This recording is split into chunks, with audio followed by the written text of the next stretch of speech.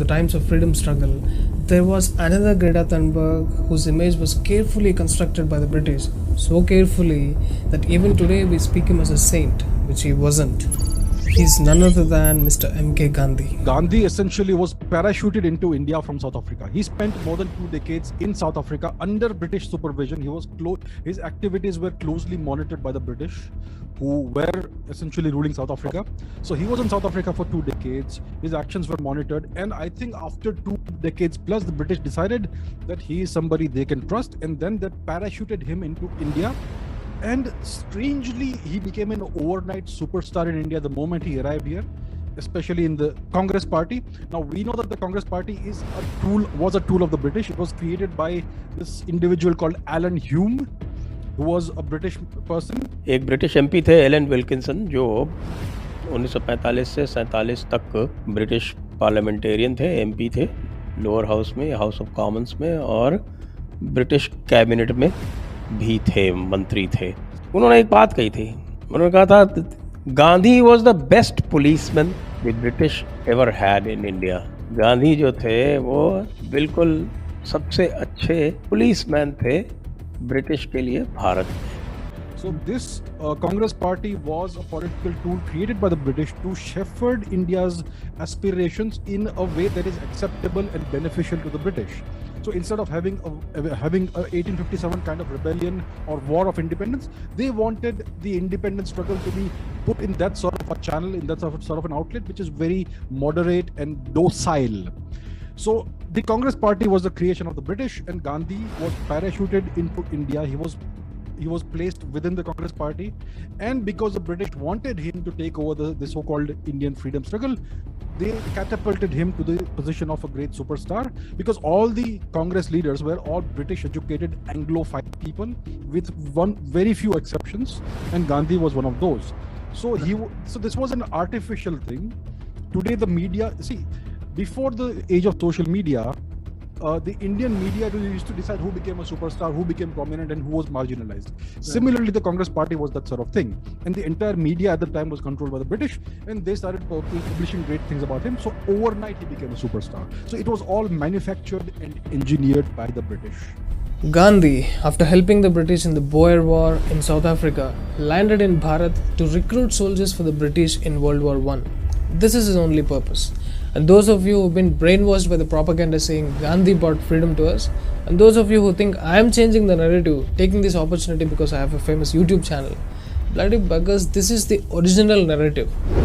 He is not a Mahatma who came and saved us from British. In fact, we were never in the need of a Mahatma. Bharat was full of Mahatmas. Gandhi came and hindered the process of achieving freedom in so many ways. Jallianwala Bagh massacre is the actual reference point to expose the true colors of Gandhi. If you have guts, write this in your history books. To achieve his purpose of recruiting soldiers to British army, just like he did in South Africa, Gandhi propelled the idea, if Bharat helps the British in the war, the British would grant Bharat independence. Millions of poor Indians got fooled and went to fight for British in the war. Majority of Indians fell for the trick of this British agent Gandhi, and even kings sent their troops to back the British in the war. Over 74,000 Indians got killed in a war which is nowhere related to us. Anyways, after the war is over, people here are waiting for British to announce their freedom. I want you to imagine how tired our people were of British atrocities. But by the end of the war, instead of granting Bharat the freedom, British passed the Rowlatt Act. This is the great freedom Gandhi bought for us. And we have tagged this fellow as father of the nation. What a shameless bunch of idiots we are. But every generation has produced few sensible people. So those people who got brains in those times started doubting and criticizing Gandhi. They questioned Gandhi. Whom are you trying to fool? You promised that British would grant independence after the war? But what nonsense is this Rowlatt Act? Let me tell you what Gandhi's Ahimsa basically means. It means Indians should not harm the British to get rid of their oppression, but Indians should harm themselves and the enemies of their oppressors so that our oppressors can comfortably loot us. In the last century, the British and Gandhi lured peasants and farmers of India into World War I by promising Swaraj. Instead, they passed Rowlatt Act as a bonus and reduced the basic freedom of Indians in their own land. Gandhi's personal assistant Mahadev Desai, in his book Day to Day with Gandhi, wrote, "The question of the consistency between his creed of ahimsa and his recruiting campaign was raised not only then but has been discussed ever since." Gandhi, a loyalist to the British crown, was forced by the situation to imitate the slogans of the original leaders fighting for Swaraj from decades. This is his level of shamelessness, and we printed his picture on our currency notes. And this book goes into great detail about into Gandhi's life and actions and activities and career in South Africa, right? He was in South Africa for, I think, over 2 decades. So this goes into that, and it references Gandhi's own writings. So it goes to the very heart of the matter. It takes words from the man himself to explain what his career was like. And let me just read out one quote in Mohandas Gandhi's own writings on the back of the book. I think you can read it. So let me read it out to you. This is Mohandas Gandhi, who writes in 1920, "No Indian has cooperated with the British government more than I have for an unbroken period of 29 years of public life. I put my life in peril 4 times for the cause of the empire." Now let me show you some more interesting snippets from Mr. Gandhi's life from this book and thereabouts. Yeah. So here's one example of Mr. Gandhi's activities. Mr. Mohandas Gandhi served as a sergeant major in the British Army during the Boer War in South Africa, 1899 to 1902. Okay, that's point number 1. Secondly, Mr. Gandhi recruited Indians to fight and die for Britain in World War I. Right? Let me show you some more truths about Mr. Gandhi. Mr. Gandhi begged the British to allow Indians to fight for the British during the Boer War in South Africa. He sought to give Indians the opportunity of a thorough training for actual warfare. So Mr. Gandhi did not believe in non-violence when it came to supporting his British masters. Here's some more. So Mr. Gandhi was a loyal servant of the British Empire. He encouraged Indians to fight for Britain during World War I. He actually went to villages. He went from village to village trying to recruit Indians to fight for the British Empire during World War I. And he wrote to the Under Secretary of State for India, begging him to accept his services to the authorities. He never preached non-violence to the British. And here is evidence. This is Mr. Gandhi's own letter, the aforesaid letter. "We beg to offer our services to the authorities." And Mr. Gandhi speaks about sharing the responsibilities of membership of this great empire. So these are some facts, some small facts about Mr. Gandhi, just a few among very many. Mr. Gandhi's writings, his voluminous writings, are all available in the public domain. I would encourage you to check them out. They are rather eye-opening, I would say. So these are the facts, and the facts speak for themselves. I don't have to give my opinion about the matter. I would like to hear your opinion about the matter. If we study the letters in the collected works of Gandhi, we can understand how easily the British manipulated the situations in their favor, dragged Indians back from freedom fight, and fooled them every single time that they were close to throwing the garbage British rule out of India. Gandhi, the Greta of 20th century, who was always desperate to be accepted, validated, and admired by the whites as their equal, came into the rescue of British rule every time they needed. In Gandhi's own words, let me introduce myself to you. In my humble opinion, no Indian has cooperated with the British government more than I have for an unbroken period of 29 years of public life in the face of circumstances that might well have turned any other man into a rebel. I asked you to believe me when I tell you that my cooperation was not based on the fear of the punishments provided by your laws or any other selfish motives. It was free and voluntary cooperation based on the belief that the sum total of the activity of the British government was for the benefit of India. I put my life in peril 4 times for the sake of the empire.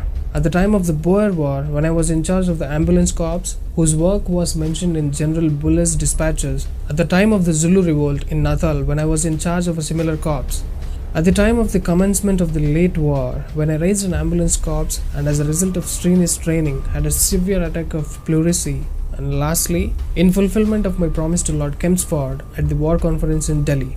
I threw myself in such an active recruiting campaign in Kaira district involving long and tiring marches that I had an attack of dysentery which proved almost fatal. Do you know how many Indians died in World War I? About 75,000 Indians officially. Our beloved Gandhi is responsible for that. Even the British like Safe Andrews, whom Gandhi lovingly called Christ's faithful apostle, was surprised at Gandhi's World War I soldier recruitment campaign and opposed him. Gandhi's personal assistant Mahadev Desai, in his book Day to Day with Gandhi, wrote, "The question of the consistency between his creed of ahimsa and his recruiting campaign was raised not only then but has been discussed ever since." Today, in the mask of farmers' protests, Khalistani agendas are being carried out. Gandhi, to save his ass in Congress, called for nationwide protests, and boom, Jallianwala Bagh happened.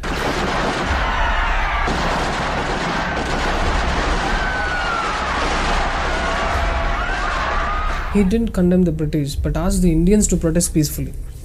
Indians in response raised with nationalism and were about to kick the British out of India. You know what was Gandhi's immediate response? He fired on Indians for not loving the hateful British enough. What a great friend the British had got, and what great fools we were to get brainwashed by Gandhi's crap every time. Once again, the greater of 20th century came to the rescue of his masters and fasted for 3 days to stop Indians from rioting and harming the British. It needed 25 more years for Indians to get independence. Have you ever wondered why the Britishers never physically hurt Gandhi? And the fact that he was constantly put into jail by the British. Have you seen the jails that he was in?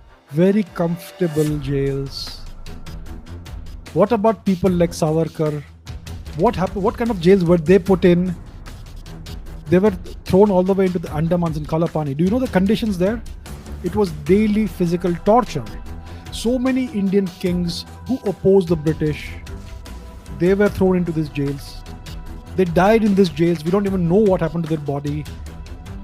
Did Mr. Gandhi have to go through any of that? This supposed jailing of Mr. Gandhi was just a period of vacation for him. And the same goes for Mr. Nehru. These people were on with the British plan, with the British agenda, and therefore they were treated with kid gloves. It is the people, and yet you had thousands of people dying every day in British jails. So how come Mr. Gandhi did not die? Thousands of Indians were dying in British jails every day, every week, every month. Those were the real jails. There was real torture there. There were inhuman conditions in those jails. Mr. Gandhi lived in 5-star luxury in those jails, in the jails that he was put in. And so did Mr. Nehru. Mr. Nehru wrote an entire book in jail. Can you imagine a regular Indian person protesting against the British who goes to jail? Would he ever be able to write a book? No. So this is all show. This is all it's all show business. Mr. Gandhi was in jail, sure. He did protest, sure. It was all tokenism. The protests were tokenism. The jailings were tokenism. He was never made uncomfortable. He was not ever tortured. He was never deprived of food. He was never deprived of sleep. He was never deprived of clothing. He was never hung upside down. He was never thrashed with lathis. I wonder too. Do you know that Lala Lajpat Rai died in 1928 due to the injuries caused by a lathi charge while he is peacefully protesting against the Simon Commission? Now do you still wonder why such things never happened to Gandhi alone? I wonder too.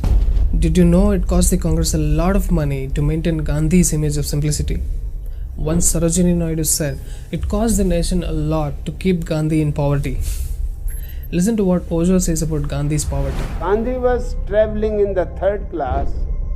The whole compartment was booked for him. A 60-seat compartment where at least 80 to 90 persons would have traveled.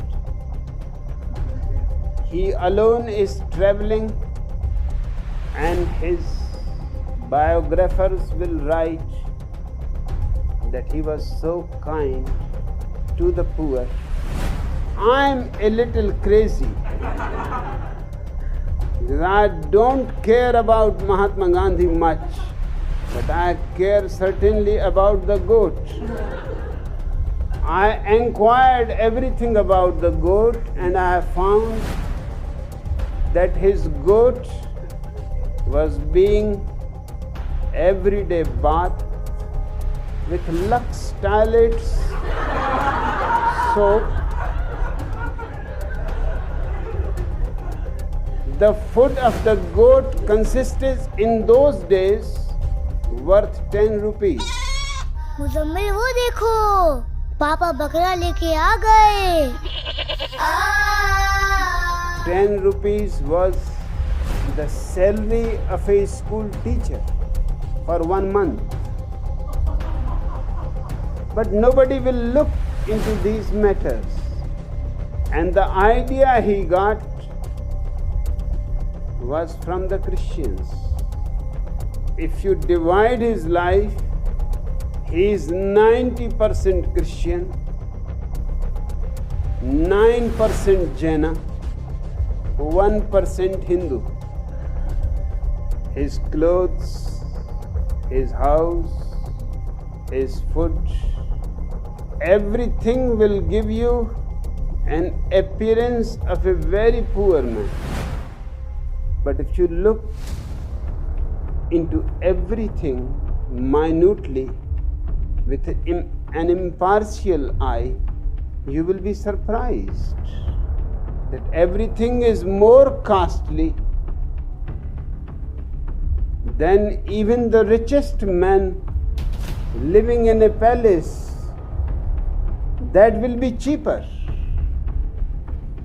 But he succeeded in deceiving people. If somebody is sick, that does not mean that the doctor should come and lie down on another bed. Do you see the similarities of Gandhi's expensive protests and the long paid fake protests happening in India these days? Hindus, when will you learn? These goons are funding a protest against an injustice that don't even exist. Maybe it's time that you should stop funding in the hundis for a while and start funding a protest to free temples in India. By the way, Gandhi's favors to the British didn't stop there. He helped the anti-Indian forces by continuously obstructing Subhash Chandra Bose and the likes of him. उन दिनों Lord Irwin हुआ करते थे, उस समय के viceroy थे। उन्होंने गांधी जी को सहमत करा लिया कि भाई डोमिनियन स्टेटस दे देते, और उन्होंने इस प्रस्ताव को कलकत्ता अधिवेशन में प्रस्तुत किया कि भाई डोमिनियन स्टेटस ले लो। अच्छा, ये इनको पसंद नहीं आया। सुभाष चंद्र बोले डोमिनियन स्टेटस नहीं चाहिए, मुझको कंप्लीट फ्रीडम चाहिए। उन्होंने इसका कंप्लीट फ्रीडम के लिए बहुत झगड़ा किया, क्योंकि उन्होंने समझाया कि भाई डोमिनियन स्टेटस का मतलब है आप ऑटोनोमस कम्युनिटी तो हो जाएगी, लेकिन चलाएगा ब्रिटिश एम्पायर। और पूर्ण स्वराज, कंप्लीट इंडिपेंडेंस का मतलब है कंप्लीट टोटल इंडिपेंडेंस। भाई सरकार अगर भारतीय चलाएंगे और पॉलिसी ब्रिटिश हुकूमत देगी तो डोमिनियन स्टेटस का क्या फायदा? अगर सरकार चलाने और पॉलिसी बनाने दोनों के अधिकार भारतीयों को मिलेंगे, उसी का फ्रीडम हमारे को चाहिए। तो नेताजी बिल्कुल क्लियर थे, भाई चाहिए तो अपने को पूरा ही चाहिए। कुल मिलाकर के ये इतने बड़े इन्फ्लुएंसर 1928 तक बन चुके थे कि इन्होंने गांधी नेहरू दोनों को कन्विंस कर लिया, और नतीजा ये हुआ कि पिछले साल तो कलकत्ता अधिवेशन में अभी तो बहस ही चल रही थी, अब इन्होंने अगले साल लाहौर अधिवेशन में 1930 के अंदर पूर्ण स्वराज के लिए झंडा फहरा दिया और तय कर लिया, भाई इससे कम कुछ नहीं, अपने को कंप्लीट इंडिपेंडेंस चाहिए, कोई डोमिनियन फॉमिनियन नहीं चाहिए। अब जैसे जैसे समय बढ़ रहा था, नेताजी का कद भी बढ़ता जा रहा था। 1939 का समय आया और तब गांधी जी को अच्छा नहीं लग रहा था कि ये थोड़े गरम दल वाले बन रहे थे, और ये चाहते थे कि भाई अब दुनिया भर में लड़ाइयां हो रही है तो अब हमें भी लड़ना चाहिए, क्योंकि वर्ल्ड वॉर 2 का टाइम आ गया है। इस समय अंग्रेज कमजोर हो जाएंगे, क्यों नहीं उनको हरा दिया जाए इस टाइम पे, इस टाइम उनको तोड़ा आ जाए। गांधी बोले नहीं नहीं, क्यों ना इलेक्शन करा ले। तो तब प्रेसिडेंट की पोजीशन के लिए इलेक्शन का समय आया, और गांधी ने क्या किया, इनको हटाने के लिए उन्होंने अपना आदमी लगा दिया, सीतारमैया। साउथ से लेकर के आए सीतारमैया को, और सबको जाके पूरे देश में बता दिया, सारी के सारे कांग्रेस के जितने भी वर्किंग कम्युनिटी, जितने भी लीडर्स थे, इनको बोला कि सीतारमैया जीतेगा तो मतलब समझो मैं जीता, सीतारमैया मेरा आदमी है। और उन्होंने सीतारमैया के लिए कैंपेन करना शुरू कर देकर के इलेक्शन के लिए आगे बढ़े। और जब चुनाव के नतीजे आए तो सब हैरान हो गए। गांधी जी की उम्मीदों के विपरीत नतीजे आए। सीतारमैया को 1375 सीट मिली, सुभाष चंद्र बोस को 1580 सीट मिली। आपको यहां समझना पड़ेगा, यहां समझिए कि सुभाष चंद्र बोस का कद बहुत बढ़ चुका था, लोग गांधी से ज्यादा उनको पसंद करने लगे थे। यह ध्यान देने वाली बात है। गांधी जी नाखुश हो चुके थे, वो बोले कि सीतारमैया की हार मतलब मेरी हार है। वो चाहते नहीं थे सुभाष चंद्र बोस जीते, क्योंकि सारे हिंदू और मुसलमान अगर किसी एक लीडर को इकट्ठे मानते थे तो वो थे सुभाष चंद्र बोस।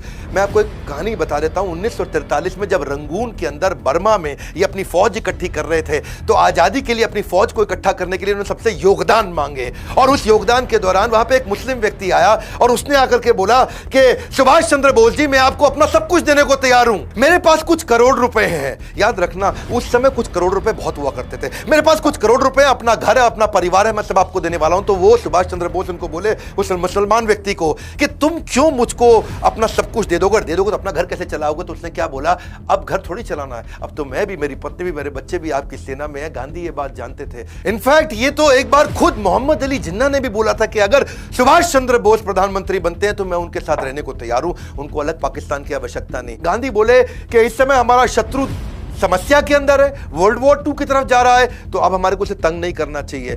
सुभाष चंद्र बोले, ये क्या तरीका हुआ? जब पूरी दुनिया लड़ रही है तो आप क्यों इधर थप्पड़ मार लो, इधर थप्पड़ मार लो?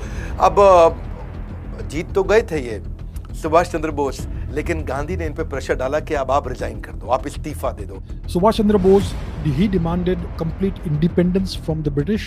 Gandhi was happy with Dominion status. Mohandas Gandhi, who engineered a political coup and overthrew Subhash Chandra Bose from the Congress party, from the presidency of the Congress party, and he appointed some puppet guy as the president of the Congress party. पर अब इनको क्योंकि बाहर कर दिया गया, तो अब कांग्रेस तो उनको सपोर्ट कर नहीं रही थी, क्योंकि ये बाहर हो गए थे। 12 बार इनको जेल में डाला गया, अंग्रेजों ने इनको बहुत तंग किया। ये जब बाहर आए तो इनके घर पे सीआईडी लगा दी और इनके घर पे नजर रखी जा रही थी कि सुभाष चंद्र बोस कुछ करे नहीं। सुभाष चंद्र बोस ने सोचा कि ये बाहर निकल आए देश से। इन्होंने मन सोचा कि मैं देश से बाहर निकल करके मैं क्यों नहीं ग्लोबल अलायंसेस बिल्ड करूं, ग्लोबल जियोपॉलिटिकल एडवांटेजेस लेके आऊं। तो अपने भतीजे शिशिर थे इनके, उनकी मदद से इन्होंने गाड़ी लिया। गाड़ी में सीआईडी से बचते बचाते पिछली सीट के नीचे लेट के, दब के, छुप के ये निकले। वो उन्होंने उसको कलकत्ता से धनबाद छोड़ा, धनबाद से इनको काबुल और काबुल से मॉस्को जाना था। अब वही है, नेताजी सुभाष चंद्र बोस गाया करते थे कि जोरी तोरो डाक सुने क्यों,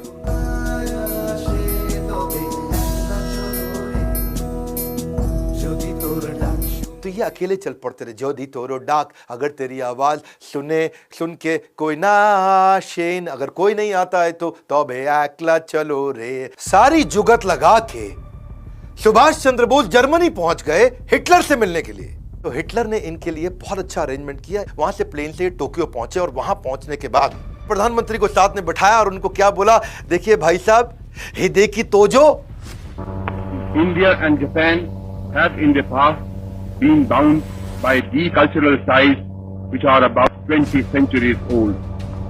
In recent times, these cultural relations have been interrupted because of the British domination of India. It is, however, certain that when India is free, these relations will be revived and will be destiny. In this connection, I should add that the statements made by Premier General Tojo on India since March 1942 and repeated by him before the Imperial Diet on the 16th June 1943 have made a profound impression on India and have greatly helped the Indian independence movement. जापानी प्रधानमंत्री, उन्होंने जाके parliament में announce कर दिया कि हम सुभाष चंद्र बोस को पूरी मदद करने को तैयार है। भारत की आजादी की लड़ाई में जापान उनके साथ में। तो वहां जो 45,000 ब्रिटिश आर्मी के अंदर इंडियन सैनिक थे, उनको जापानीज ने इनको वापस कर दिया सुभाष चंद्र बोस, और अब तैयार हो गई आजाद हिंद फौज। इन्होंने कहा कि भाई अब बर्मा के रास्ते भारत में घुसेंगे, और प्राइम मिनिस्टर ने पूरा सहयोग किया। नागा पहाड़ियां यानी कि नॉर्थ ईस्ट जो नागालैंड है, वहां से मैदानी इलाकों में जाएंगे, पहले पहाड़ों पे जाएंगे, वहां से मैदानी इलाकों में जाएंगे। अप्रैल 1944 में आजाद हिंद फौज, जो ये सिंगापुर से अपनी टीम तैयार करके आए थे, बर्मा से टीम तैयार करके आए थे, ब्रिटिश सेना को खदेड़कर मणिपुर में जाकर के पहली बार तिरंगा डाला। पूरा देश पूरा हिल गया उस समय। चांसेस थे कि इनको राष्ट्रपिता की उपाधि मिल जाती, पहले प्रधानमंत्री तो ये पक्का बनते ही बनते। चांसेस थे कि अगर ये रहते तो उसके बाद पाकिस्तान बनता ही नहीं, पाकिस्तान भारत में ही होता। और जिन्ना अगर कंट्रोल में आते तो केवल इन्हीं के कंट्रोल में आते, सुभाष चंद्र बोस के। जिन्ना और तो किसी के नहीं सुनते थे। पर दुर्भाग्यवश हुआ ये कि पीछे 1945 आ चुका था, वर्ल्ड वॉर में अमेरिका ने हिरोशिमा नागासाकी बॉम्ब डाल दिया जापान में, जापानी लोग पीछे हो गए। लेकिन क्या आजाद हिंद फौज की याद याद है हमें कुर्बानी। 60,000 में से 26,000 शहादत और कुर्बानी उनको मिली, प्राप्त हुई। 26,000 की कुर्बानी और आप कह रहे हैं दे दी हमें आजादी, बिना खड़क बिना ढाल। तुम्हारा मैं मुंह तोड़ दूं, तुम मेरे पास आके गाओ। भले ही इतिहासकारों ने नहीं लिखी इनकी कहानी, जितना कर सकते थे उससे बहुत ज्यादा सपोर्ट किया जापान ने, पर अब उसने सारा सपोर्ट वापस खींच लिया क्योंकि संभव था ही नहीं। नेताजी सुभाष चंद्र बोस, इन्होंने पहले ऐसे व्यक्ति थे जिन्होंने महिलाओं की भी ब्रिगेड बनाई। झांसी की रानी लक्ष्मीबाई के नाम पे वो ब्रिगेड तैयार करी थी। अब इन्होंने नॉर्थ ईस्ट से सारे की सारी अपनी टीम को थोड़ा वापस बुलाया, क्योंकि पीछे से हमारे को आर्म्स, एम्युनिशन, खाना, वो सारी सप्लाई रुक गई थी। अब सुभाष चंद्र बोस जी इस समय ऑल्टरनेट प्लान को बिल्ड कर रहे थे। तो इन्होंने क्या सोचा, वियतनाम जापान के पास ही था, तो ये वहां से फ्लाइट लेकर के मॉस्को जाना चाहते थे। वर्ल्ड वॉर 2 लगभग खत्म हो चुका था हिरोशिमा नागासाकी के बाद। तो उन्होंने प्लान किया था यूएसएसआर के साथ मैं नए अलायंसेस बिल्ड करूंगा, कुछ नई स्ट्रैटेजी लेके, नई योजना से। जब वहां जाने लगे, There is this alleged letter that Mr. Nehru wrote in 1946 to the then Prime Minister of the United Kingdom, Clement Attlee, urging Mr. Attlee to have Subhash Chandra Bose arrested in the Soviet Union. Because he had come to know, Mr. Nehru had come to know that Subhash Chandra Bose had crossed over into the Soviet Union's territory. अब Vietnam से Moscow जाते वक्त खबर ऐसी आई कि Taiwan रास्ते में, Taiwan के एयरपोर्ट के पास उनका जहाज क्रैश हो गया और उसमें देहांत हो गया। खैर, इसमें बहुत सारी बातें थी, वो उनका देहांत हुआ कि नहीं हुआ। बोस आगे चल करके भगवान जी या गुमनामी बाबा बने, पर भारत में अंग्रेजों ने हमारी सारी लीडरशिप को उठा लिया, पकड़ लिया। वो अब नेताजी सुभाष चंद्र बोस का देहांत हो गया, यहाँ ये सब पकड़े गए, तो ये गुस्सा भारत में बढ़ने लगा। कैसे नेताजी सुभाष चंद्र बोस सबसे बड़े कंट्रीब्यूटर माने जाएंगे हमारे देश की आजादी के लिए, आपको ऐसे पता चलेगा कि तुरंत अगले हर हफ्ते में नई नई खबरें आने लगी। कुल मिला के लगभग 20,000 सैनिकों की बगावत पब्लिक में आई, और वो खिलाफत और बगावत और बढ़ी तो सारे सैनिकों में गुस्सा आने लगा। उससे क्या हुआ, तो जय हिंद के नारे जब बहुत तेज हुए तो सब प्रभावित होते होते रॉयल एयरफोर्स बची थी, वहां पर भी बगावत बढ़ी। रॉयल एयरफोर्स और रॉयल आर्म फोर्स के बाद में बची ब्रिटिश इंडियन आर्मी, वहां विद्रोह चालू हो गया। भारत में जो ब्रिटेन की आर्मी थी वो केवल 40,000 लोग की थी, इंडियन सोल्जर 25 लाख थे। अब इस विद्रोह के बाद वो 25,000 के साथ भी लड़ने लायक नहीं बचे थे ब्रिटिशर्स।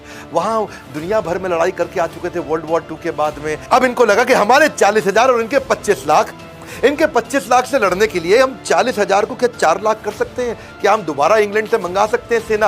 अब वर्ल्ड वॉर 2 के बाद वो पॉसिबल था नहीं, तो वो उनके लिए था बड़ा काटा।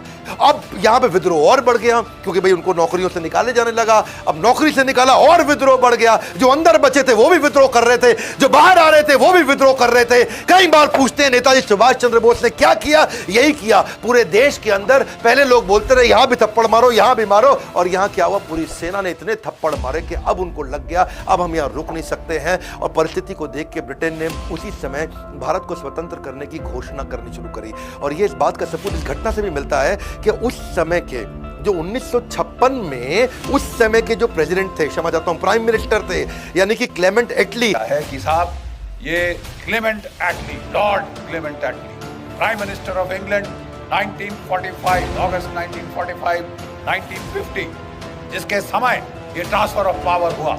मैं आजादी नहीं बोल रहा, ये भारत आए बाद में। और जब भारत आए तो यहाँ पे कई लोगों ने उनसे पूछा, हैव यू गॉट मी? मैं आजादी नहीं कह रहा साहब, जिसके सामने ये, जिसके समय में, जिसके कार्यकाल में ये ट्रांसफर ऑफ पावर हुआ, उसने खुद बात करी जस्टिस पीबी चक्रवर्ती से कि साहब आपने भारत क्यों छोड़ा? 1942 की क्विट इंडिया मूवमेंट, अंग्रेजों भारत छोड़ो आंदोलन तो फेल हो चुका था।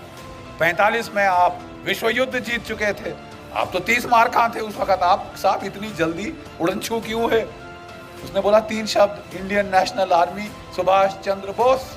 अब उन्होंने बताया कि भारतीय सैनिकों का जो विद्रोह था ना, उससे हम टूट चुके थे। हम तनख्वाह भी दे रहे थे, हमारे लिए कॉस्ट भी था, और उनका विद्रोह आया। और ये विद्रोह, और दूसरी तरफ कहीं दोबारा आजाद हिंद फौज ना आ जाए फिर। उन्होंने वहां नहीं छोड़ी बात, नहीं तो फिर साहब मुझे ये बताइए कि महात्मा गांधी की freedom, non violent freedom struggle का आपके जाने पे क्या इम्पैक्ट था? क्लेमेंट एटली जी, एक बात बताइए, जो नरम दल था यानी कि गांधी, नेहरू, उनसे कितना प्रभाव पड़ा? Attlee's face twisted into a sarcastic smile. Clement Attlee ने बोला उनका तो कोई प्रभाव था ही नहीं। सारा प्रभाव कहां से आ रहा था ये मैंने आपको बताया। जानते हैं पहले क्लेमेंट एटली कौन है? ये वही व्यक्ति है जिसके समय ये ट्रांसफर ऑफ पावर हुआ। मैं आजादी नहीं बोल रहा। Have you got me? मैं आजादी नहीं कह रहा साहब। और ट्रांसफर ऑफ पावर जब किया है तो उन्होंने देश की सत्ता उन लोगों के हवाले करी जो अंग्रेजों के साथ बैठ के शाम को चाय पानी पिया करते थे, जैसे महात्मा गांधी, जैसे हमारे पंडित जी। और ये पूरा जो गांधी ग्रुप जो था, जो सुभाष बोस के खिलाफ में था, जो सेकेंड वर्ल्ड वॉर में आप कह सकते हैं अंग्रेजों के खिलाफ में नहीं थे वो। चर्चिल ने क्लेमेंट एटली जो उस टाइम प्रधानमंत्री थे इंग्लैंड के, उनको चिट्ठी लिखी कि आप जो ये इंडियन इंडिपेंडेंस बिल जो लेकर आ रहे हो ब्रिटिश पार्लियामेंट में, ये इंडियन इंडिपेंडेंस नहीं है, ये इंडियन डोमिनियन आपका है। ये इंडिपेंडेंस नहीं है, ये डोमिनियन स्टेटस इनको दिया गया है। डोमिनियन स्टेटस का मतलब होता है कि आप अभी भी इंग्लैंड के अधीन हैं। तो उसमें उन्होंने ये लेटर में साफ लिखा है सीरीज पार्ट अंग्रेजी भाषा में कि जब राजा के नाम की वो लोग शपथ लेंगे उसके मंत्री, तो इंडिपेंडेंट कहाँ से हो गए? और ये सच्चाई है। पंडित जी ने शपथ तो राजा के नाम पे ली थी। उस टाइम जो रात को जो गिलास ऊपर किया तो किंग जॉर्ज 6 उसके नाम से उठाया गया था। इसमें डिस्प्यूट का है। माउंटबेटन के इंटरव्यूज अवेलेबल 1969 के बाद से उन्होंने इंटरव्यूज दिए हैं। बहुत सारी किताबें छपी थी, फ्रीडम एट मिडनाइट, डोमिनिक लॉपेयर और लैरी कॉलिंस की। उसका पूरा सेगमेंट पढ़िए, उसने पूरे इंटरव्यू देके उसने सारी बात समझाई है कि मैंने कैसे इंडिया को डोमिनियन स्टेटस के लिए एग्री कराया। उसने साफ बोला कि मैंने कहा था कि फौज में आप चेंज नहीं करेंगे, निशान वैसा का वैसे ही रहेगा। आज तक आप जाके देखिए, आपके दर्शक देख रहे हैं, भारत की नेवी जो है उसका झंडा क्या है? उसमें जॉर्ज का क्रॉस बना हुआ है। अभी भी झंडे में जॉर्ज क्रॉस बना हुआ है। इंग्लैंड के झंडे में 2 क्रॉस बने होते हैं। उसको एक को मेरे ख्याल से जॉर्ज क्रॉस कहते हैं, उसके बीच में जो लाल वाला होता है।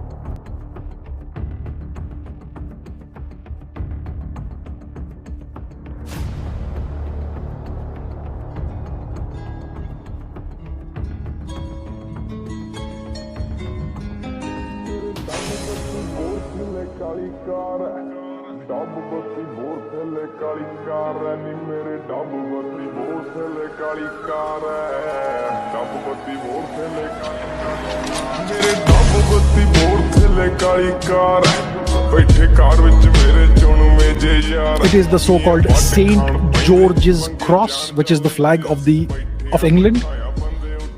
All right, let's take a look at this. Let me share this on the screen. So if you look at the Indian aircraft, any of the aircraft in any of the airlines in India, you have these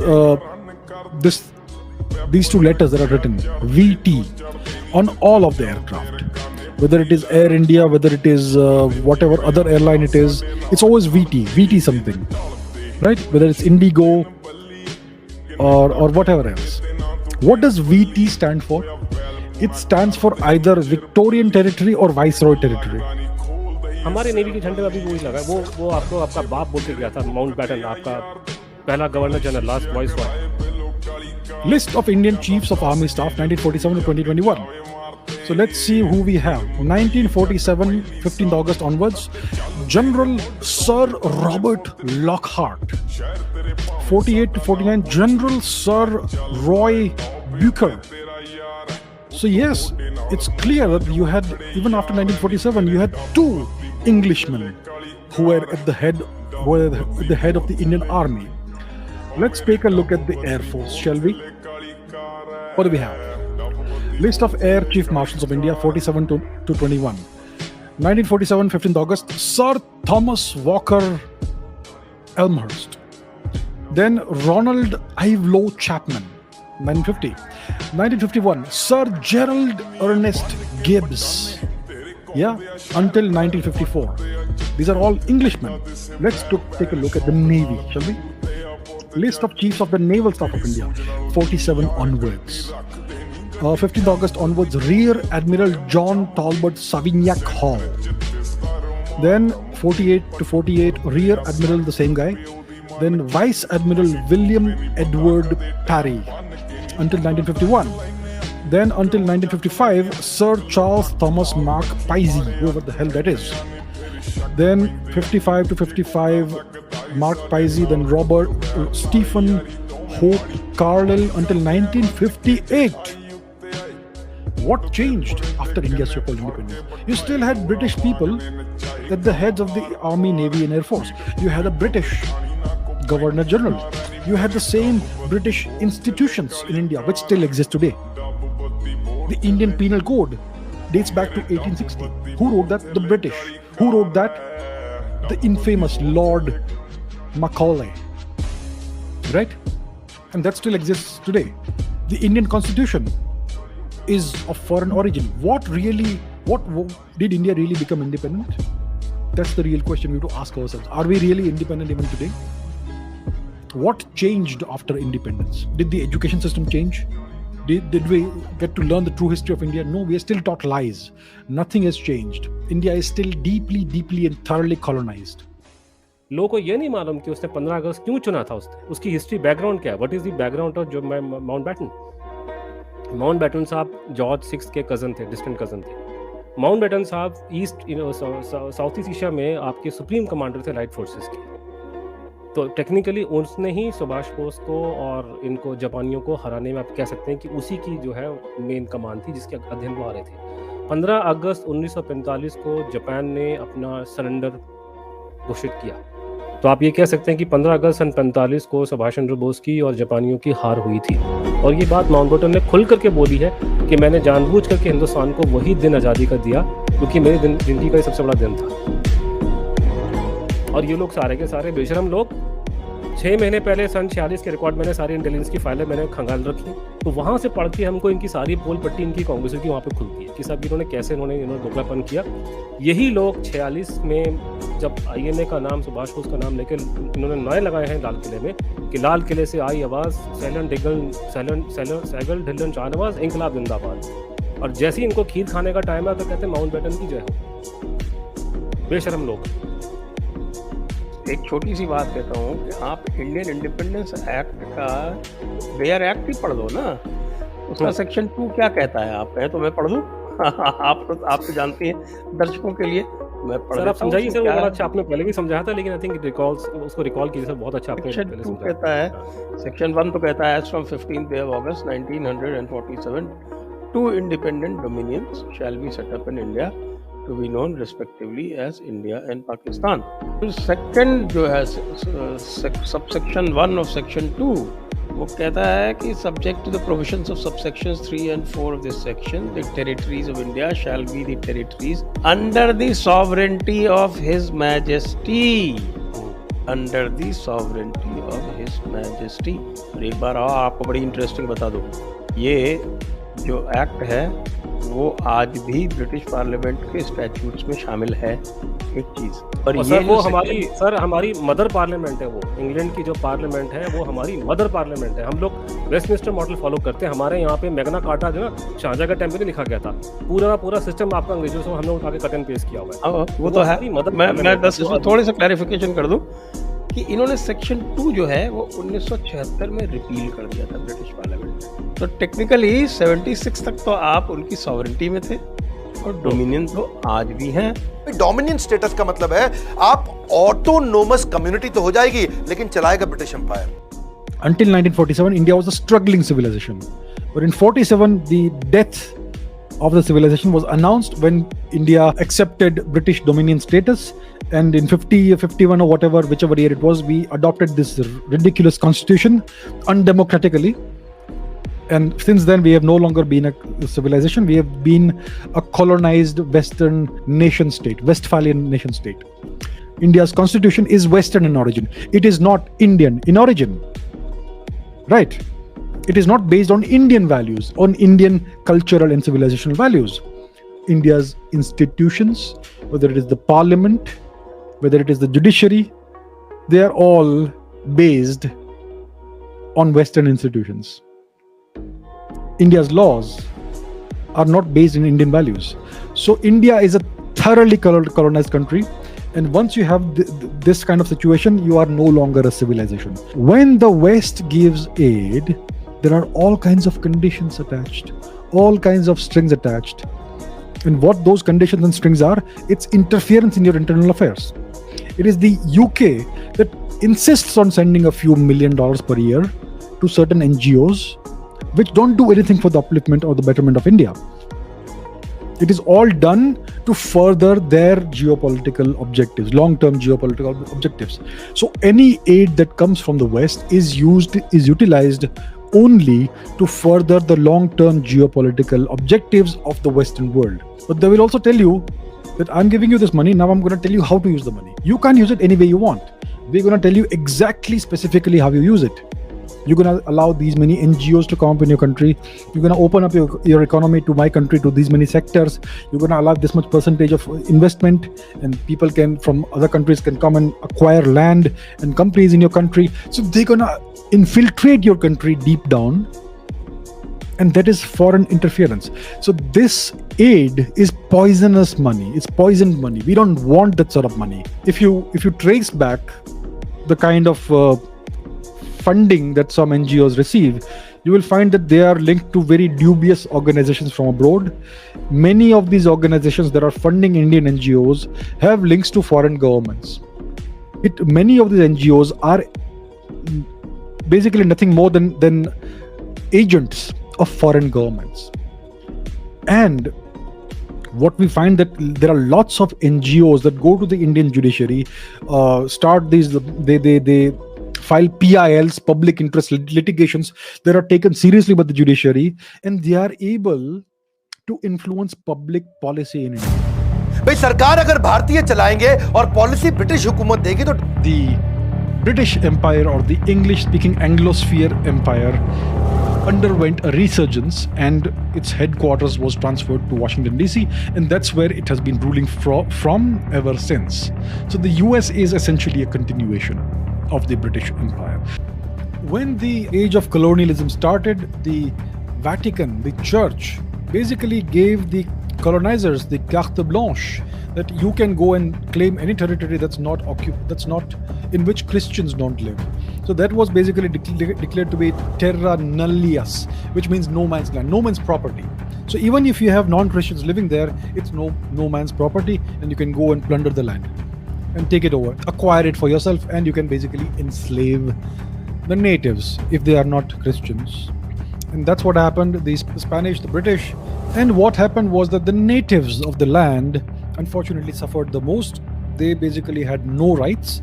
They did not even get citizenship until the early 20th century or thereabouts in their own land. Colonialists came on the scene, and they proceeded to enslave them, brutalize them. These guys, the Europeans, they fought for the independence of a small group of white men and their families. The independence did not apply to the Native Americans or to the black slaves. And the voting rights, all the franchise was with the white men only, right? So that's the war for independence. It is portrayed as this great heroic struggle for justice and equality and freedom. That's absolute nonsense. Land of the free, home of the brave. That's how America is portrayed. You should see the Declaration of Independence, in which the kind of language that is used for the Native Americans, it is still there, right? The Declaration of Independence. So it was a very unequal, brutal, racist endeavor. And that was the independence they fought for. It was independence to make unlimited profits and pay no taxes to the crown of England. So that is the reason they fought. They fought to start a new empire in the northern part, in the northern half of the Americas. That's what it was. In 1945, the British Empire, or the English-speaking Anglosphere Empire, underwent a resurgence, and its headquarters was transferred to Washington DC, and that's where it has been ruling from ever since. So the US is essentially a continuation of the British Empire, and because of that, the US shares responsibility for the 2 centuries of national humiliation that India experienced at the hands of the English-speaking people. And if you look at history, much of the US was built out of wealth plundered from India.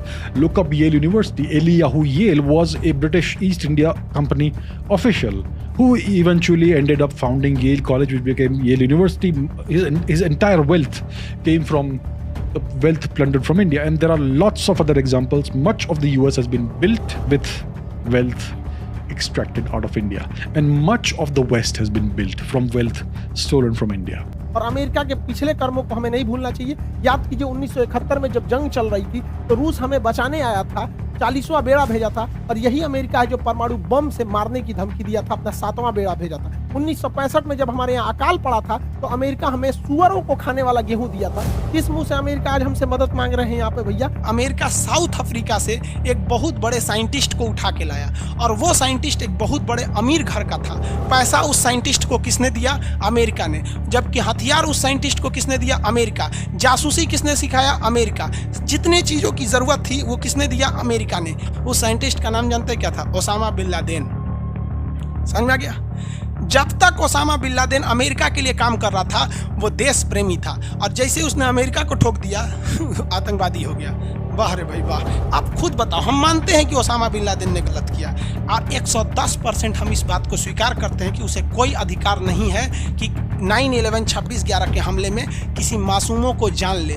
लेकिन हम ये America से पूछना चाहते हैं कि ये अधिकार आपको किसने दिया कि आप किसी को लाइए, हथियार दीजिए, पैसा दीजिए, मारिए? वो सैनिक थोड़ी था यहाँ पे, आप अपने लिए उसको इस्तेमाल किए। पाकिस्तान का जब से जन्म हुआ है अमेरिका उसकी पीठ थपथपाता रहा है। सचमुच में देश का बंटवारा साम्राज्यवादियों की चाल थी और ये सोच करके पाकिस्तान साम्यवाद के विरुद्ध एक मोर्चा बनेगा, अमेरिका ने उसे शस्त्र दिए, समझौता किया। 1998 में जब भारत ने अपना परमाणु बम परीक्षण किया था, पूरी दुनिया खिलाफ हो गई थी, रूस साथ खड़ा था। आपको याद है कि नहीं इन दोनों की जोड़ियां? इन लोगों ने परमाणु परीक्षण किया था, उसके बाद कोई हमें आंख उठाकर नहीं देख सकता था। उस समय भी रूस की बात हम लोग को याद रहना चाहिए। 1999 में जब कारगिल की लड़ाई हुई थी तो अमेरिका ने अटल बिहारी वाजपेयी से कहा था कि हम परमाणु बम मार देंगे भारत के ऊपर। तो अटल बिहारी वाजपेयी ने कहा था कि हम आधा हिंदुस्तान खोने के लिए तैयार हैं, लेकिन हम वचन देते हैं कि सुबह का सूरज पाकिस्तान नहीं देख पाएगा। तो पाकिस्तान अमेरिका अपना परमाणु बम लेके भागा था। याद कीजिए अभिनंदन की जी का फाइटर पायलट जो थे, इनके ऊपर जहाज से जो स्ट्राइक किया गया था वो जहाज भी पाकिस्तान को अमेरिका ने दिया था, F-16 जहाज।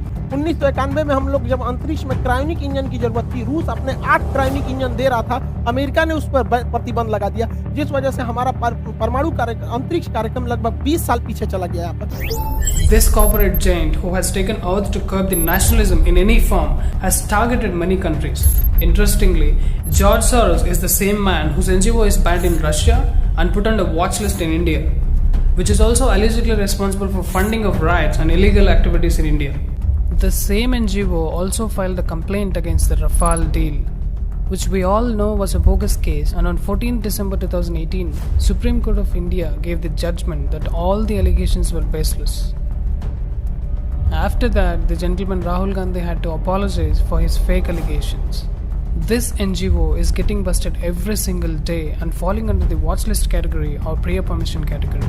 Soros funded millions of dollars to the Democrats during 2016 US elections, and Hillary Clinton, who is a Democrat, praised Soros in the past. We have been given an extraordinary blessing, and at this moment in time, our country needs us, and we need people like George Soros, who is fearless and willing to step up when it counts. Interestingly, in 2016, Barack Obama administration gave $9 million to Soros from the taxpayers' money. In 2016, the Obama administration, whose misdeeds are now just coming to light, gave almost $9 million to support something called the East-West Management Institute. That's a Soros-funded venture. And now we can see Obama endorsing Joe Biden. That's why I'm so proud to endorse Joe Biden for President of the United States. Choosing Joe to be my vice president was one of the best decisions I ever made. Joe Biden is the Rahul Gandhi of US. This NGO was providing free legal aid for Rohingya Muslims in India. We all know how much money goes into fighting court cases. Then how come a NGO helping lakhs of illegal migrants free of cost? There must be some vested interest, right? This NGO also converts poor and innocent Hindus into Christianity. In fact, 90% of the conversions happening in India is somewhere linked to this NGO. So, NGOs, Indian NGOs, that are more or less puppets of certain foreign powers and forces, are dictating and influencing public policy and government policy inside India. आप शेर को लीजिए, lion. अगर आप lion को एक बड़े जू में रखेंगे, पिंजरे में नहीं, बड़े जू के अंदर, और उसे 1000 एकड़ की जमीन देंगे, लेकिन आजू बाजू पिंजरा है, उसको आप बहुत अच्छी लाइफस्टाइल दे सकते हैं और उसके बच्चों को भी आप अच्छी लाइफस्टाइल दे सकते हैं। आप 1 जनरेशन 2 जनरेशन के बाद जो लायन जू में पैदा होता है, उसे पता ही नहीं होता है कि स्वतंत्रता क्या चीज है, लेकिन वो गुलाम है। आप भी वही शेर हैं। आप सोचते हैं कि आप स्वतंत्र हैं, लेकिन आप नहीं है। The people who benefited from British occupation of India, they are still benefiting from it. We are still following British laws, the laws that the British wrote. We still have a foreign constitution which is not Indian in nature or origin. The institutions that govern us and rule upon us are the institutions the British made. And there has been no justice, land reforms, nothing. Nobody has been given the land they lost or their ancestors lost. We are continuing the same system. Did the education system change? Did we get to learn the true history of India? No, we are still taught lies. Mughals became Indians and Indians became Kafirs. Akbar became tolerant and Shivaji became fascist. Invaders became Kashmiris and Kashmiris became refugees. Europeans became richer and Indians became beggars. Stooges became controllers and patriots became criminals. Maoists became intellectuals and intellectuals were labeled bhakts. Terrorists became activists and soldiers became persecutors. Conversion became secular and reconversions became communal. Propaganda became the truth and lies became history. Yoga became scientific and yogis became unscientific. Jai Shri Ram became conservative and Bharat Tere Tukde Honge became liberal. Journalists became prostitutes and honesty became hate-mongering. Our philosophies became global and our country became primitive. गर्व है मुझे कि मैं ऐसे देश में जन्म लिया जहां अमर शहीद भगत सिंह आए थे, लेकिन मुझे दुख है कि आज भी कई मूर्ख बेवकूफ इतिहासकार अपनी हिस्ट्री की किताब उठा के देख लेना, इनको शहीद का दर्जा नहीं देते, इनको आतंकवादी उन्होंने लिखा हुआ है किताबों के अंदर। दुख होता है मुझे। India is still deeply and thoroughly colonized. The ASI has been overseeing the wholesale loot and destruction of India's heritage. You hear in the media, you see news reports every week of idols being stolen from temples, idols being turning up in the West. It's a wholesale pillage that's been going on since colonial times. The ASI is a colonial institution, right? It was started by the British, and the ASI facilitated the transfer of ancient Indian artwork and sculptures and priceless items to the West. If you see the museums of the UK, they are full of stolen Indian heritage. It was all facilitated by the ASI. And even today, the ASI is doing nothing more than that. Independence occurs only when you decolonize and you undo the policies that the British had implemented in India. So that's never happened. So these NGOs have become a means of exerting foreign interference in India's internal affairs. Whether it comes to government policy, public policy, the kind of rules that are enforced in India, whether it comes to religious conversions or whatever else, you will find that all of this is happening through NGOs, via NGOs. So the term NGO is a misnomer. These NGOs may not be related to the or linked to the Indian government, but many of them are extensions of foreign interests, and they are acting on behalf of foreign governments. Mostly it is Western governments. So this is a huge national security threat for India. Right. The thing is, if you crack down on NGOs, then certain foreign powers will say that democracy is under threat in India. They will lower your democracy ranking in India. And when you go to that country, their head of state or their vice head of state will give our prime minister lectures about democracy, public lectures, things like that. So you see, there are multiple ways in which very powerful countries can interfere blatantly in the internal affairs of India. All right? when it comes to these so-called protests that happen every winter season in North India, if you trace back the funding, see, no protest can happen without money. No extended protest that goes on for 2-3 weeks, months, can ever happen without a significant amount of funding and logistics. It's not just funding. You need a whole lot of logistics to sustain a protest for a long period of time. And where does all this expertise come from? It comes from NGO. Khalid Saifi is one of the key conspirators in Delhi riots. Khalid Saifi gave 1 crore 10 lakh rupees plus amount to Tahir Hussain to fund Delhi riots. And this Khalid Saifi, before Delhi riots were orchestrated in February, goes to Malaysia. His passport reveals that, and there he meets Zakir Naik for funds, and thereafter funds were transferred to Khalid Saifi to fund Delhi riots. I don't understand how all these frauds, all these terrorists, all these India haters have some or the other link with such organizations, such NGOs. Monica ji, what you said is very true. Of late, there is so much fuss about NGOs. How did these organizations, with the claim to have noble intentions, found themselves amidst such alarming controversies? See, basic work of NGOs is to serve and help the poor, the needy, the helpless.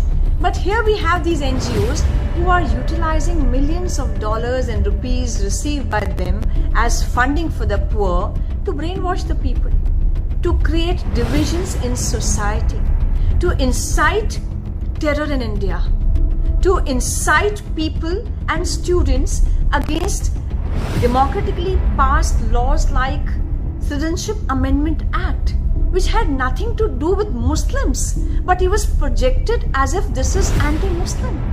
Certain NGOs, I would imagine, which are linked to certain foreign governments. So that's how there is this foreign interference that's happening in India's internal affairs. The thing is, that is problematic, because if you place too many restrictions, then these foreign powers, they will complain, and they will say that India is sliding down under in the democracy index. India is no longer a democracy; it's an autocracy. It's a fascist nation. It is a dictatorship. I mean, this is what the Western media keeps saying day in and day out. And the moment you do this, there will be more of that happening. Appeasement became intrusive, and Sabka Saath, Sabka Vikas became fascist. So, for the sake of your motherland, act now and learn to be unapologetic. 15 अगस्त का दिन कहता आजादी अभी अधूरी है। तो कैसे हैं आप लोग? एक कहानी है जो सबको सुनानी है, जलने वालों की तो रूह भी जलानी है। एक कहानी है जो सबको सुनानी है, इनकी भूख भी तो मैंने ही मिटानी है। इनको क्या पता मैंने करी कितनी मेहनत, सारी बातों से था मैं पूरा सहमत। सारी जिंदगी इन्होंने मुझको रुलाया, इनको भी तो मिला था जो मैंने कमाया। रोते रोते भी इनका धंधा मैंने चलाया, फिर भी इन्होंने सारा धंधा मेरा खाया। ये सारी इनकी माया, इनका ही खाना साया, इनके माया जाल से मैं भी तो बच ना पाया। इन्हें लगता है मैं एक फकीर हूँ, अगर ये हाथ है तो मैं इनकी लकीर हूँ। जिन हाथों ने है मुझको दबाया, उन हाथों की तो देख बेटा मैं जंजीर हूँ। इंग्लिश में गाली देने वाले लगते कूल, दिखने में ये कांटे वाले फूल। फूल से भरा देख मेरा पुल, तो मैं हो गया आगे प्रिंसिपल पर मैं हूँ पूरा स्कूल। एक कहानी है जो सबको सुनानी है, चलने वालों की तो रूह भी जलानी है। एक कहानी है जो सबको सुनानी है, इनकी भूख भी तो मैंने ही मिटानी है। एक कहानी है जो सबको सुनानी है, चलने वालों की तो रूह भी जलानी है। एक कहानी है जो सबको सुनानी है, इनकी भूख भी तो मैंने ही मिटानी है।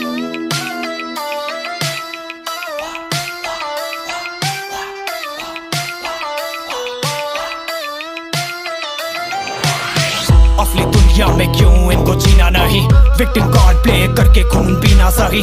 हाँ इनमें फर्क नहीं, इनका गलत भी सही, तभी तो इनकी अपनों से भी बनती नहीं। रीच रीच रीच इनको चाहिए रीच, प्लीज प्लीज प्लीज सामने करते प्लीज। बीट बीट बीट इनको करूंगा बीट, हीट हीट हीट मेरा कंटेंट है हीट। मैंने ही मिटानी ये बीमारी, मैंने ही तो जानी ये बेमानी, मैंने ही मिटानी भ्रष्टाचारी, मैंने ही संभाली जिम्मेदारी। सांपों से भरा है पूरा ये समुंदर, पीठ पीछे मारा है इन्होंने खंजर। इनसे हम सब लड़ेंगे अब मिलकर, इनकी जिंदगी अब बनेगी बंजर। इंडिया पासपोर्ट में अपने, लेकिन भारत दिल में है। यहाँ पे मैं फिर एक बार, मैं हमेशा हर जगह बोलता हूँ कि जिस वक्त अगर कोई ये कह दे कि कश्मीर को हम आज़ाद कर देंगे, या कश्मीर को हम पाकिस्तान को दे देंगे, या कश्मीर का ये वाला इतना हिस्सा उनको दे देंगे, उस वक्त इस देश की सेना, चाहे कोई भी सरकार हो, उसकी बात नहीं मानेगी, नहीं मानना चाहिए। Let's go। एक कहानी है जो सबको सुनानी है, चलने वालों की तो रूह भी जलानी है। एक कहानी है जो सबको सुनानी है, इनकी भूख भी तो मैंने ही मिटानी है। एक कहानी है जो सबको सुनानी है, चलने वालों की तो रूह भी जलानी है। एक कहानी है जो सबको सुनानी है, इनकी भूख भी तो मैंने ही मिटानी है। यलगार हो, यलगार हो। कैसे उल्लास मनाऊं मैं, बस इसीलिए तो कहता हूं आजादी अभी अधूरी है। कैसे उल्लास मनाऊं मैं, थोड़े दिन की मजबूरी है। दिन दूर नहीं, खंडित भारत को पुनः अखंड बनाएंगे। दिन दूर नहीं, खंडित भारत को पुनः अखंड बनाएंगे। गिलगित से गारो पर्वत तक आजादी पर्व मनाएंगे। उस स्वर्ण दिवस के लिए आज से कमर कसें, बलिदान करें। जो पाया उसमें खो न जाएं, जो खोया उसका ध्यान करें।